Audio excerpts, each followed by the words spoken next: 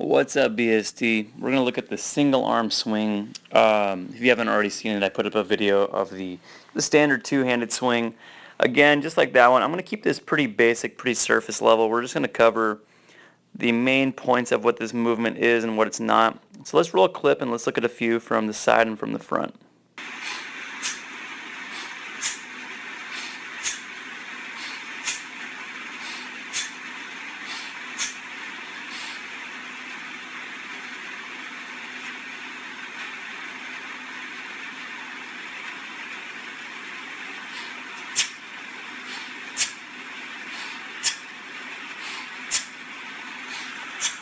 Okay, so let's take a look at some of these. We'll kind of back it up to the very beginning. The first thing I want to say is if you are not at a place where you feel like your two-handed swing, your normal swing, let's just use the word perfected, even though I know everything's a work in progress. You really shouldn't be working on the single arm. You really want to make sure that you've dialed in that hip hinging movement. Because if you look at me, this movement is the exact same. The difference now is I'm asymmetrically loaded, meaning if I can't control a bell while I'm symmetrically loaded, I probably won't be able to do it while I'm asymmetrically loaded. The bell is trying to basically twist my body this way, and if I don't have enough, we'll say, intrinsic core strength to counter that, I'm going to get taken for a little ride. So just like the standard swing, when I'm at the very, very top, I'm standing tall, my legs are in full extension, my butt's flexing so my hips are wide open, my core is on so you can see that I'm not just cranking my back muscles to do the movement. Like the two-handed swing, I actually am working on keeping a straighter arm. However, my arm it's within standard. And then just like the two-handed swing, what I'm going to do now that I've generated enough force by pushing through the floor, bell floats up. Here it's just kind of floating. All I'm going to do now is just wait for it. Arm is going to come down, and right when I get to my, for us guys we call it the moment before castration, what I'm going to do is I'm actively going to, what I do is I actually push the bell backwards. I push my hips backwards. So this is a hip flexion to drive everything backwards. What I'm doing is I'm actually countering, I'm catching the forces of the bell through my biggest muscles, which are butt, quads, hips, all these muscles, which their job is to do that. If I do not actively push deep into this hinge, let me just put it this way. This is more of a game of physics. If I don't, we'll say, absorb energy here, I will have to somewhere else, which will be here, which is why you see a lot of people when they begin this movement, a lot of back pain, you see the shoulders are a little bit sore the next day. We really want to make sure that we're maintaining neutral spine and our hip hinge. We really don't want any twist. You'll see that there's a minor twist, but you can actually see that my lat it's engaged. My shoulder is staying nice and packed. My eyes are looking right where they need to be. So we'll call this okay for now. From here, I'm going to press through the floor as hard as I can. I shoot through, boom. So at this point here, my legs have locked out, especially with one arm. I can't pull this up with one arm.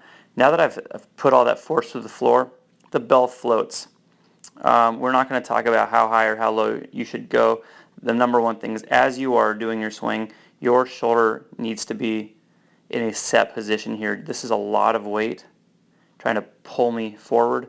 So if my shoulder is not packed, again, I'm going to kind of go into a deep protraction with that right shoulder, and then the entire movement as a whole is really ruined. There's a lot of people with QL or quadratus lumborum pain from doing improper single arm swings because they're just not holding their position.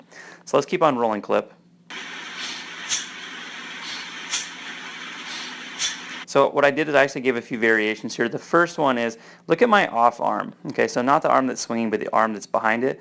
I don't care what you do with it as long as that arm is not causing you to, we'll say, twist or kind of windmill the movement down. So the first one I'm going to show you is as I start to drop the bell, see how I'm actually leaving my hand here? That's okay. For some people, that's the easiest way for them to do it.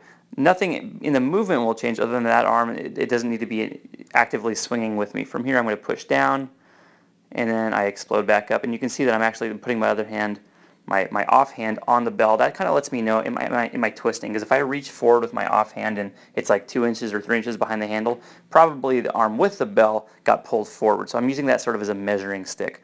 So again, as I come down, Now what I'm going to show you is I'm going to throw my arm. I sometimes prefer this because for me this kind of mimics what I would do if I was naturally going to jump. So I'm going to take my off arm and I'm going to throw it behind me. And again, this is not right or wrong. This is just another way for you to work into the hinge. For me, again, as a sort of a former athlete, I say former, it's debatable, but as a former athlete, this is what's helped me drive into that deep hip hinge. Again, hardest part about this movement is not going up.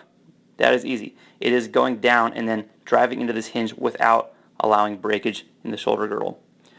Let's roll clip again and continue on.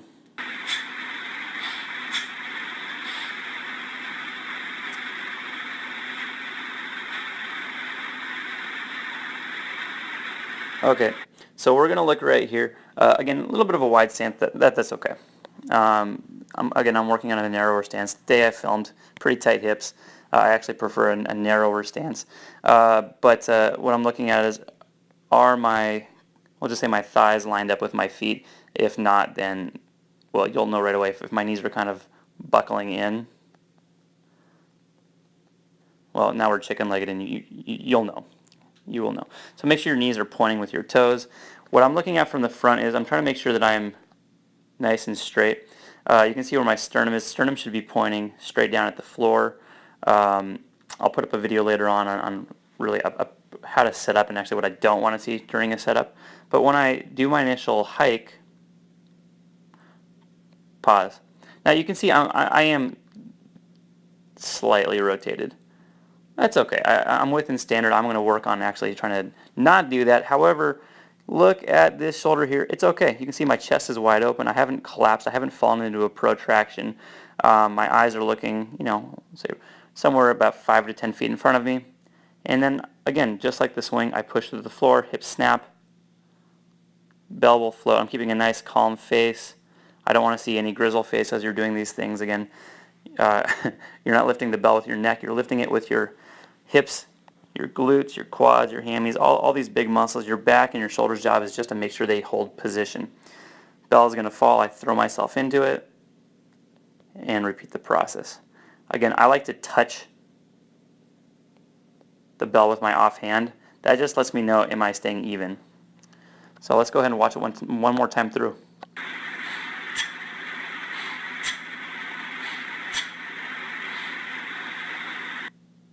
I love what I'm getting the nice little the immodest tank top right here. I'll have to work on I'll work on giving you guys a t-shirt worn swing next time. But hopefully this clip was helpful. And again, I'll have a lot more content on correctives as time goes by. All right, good luck.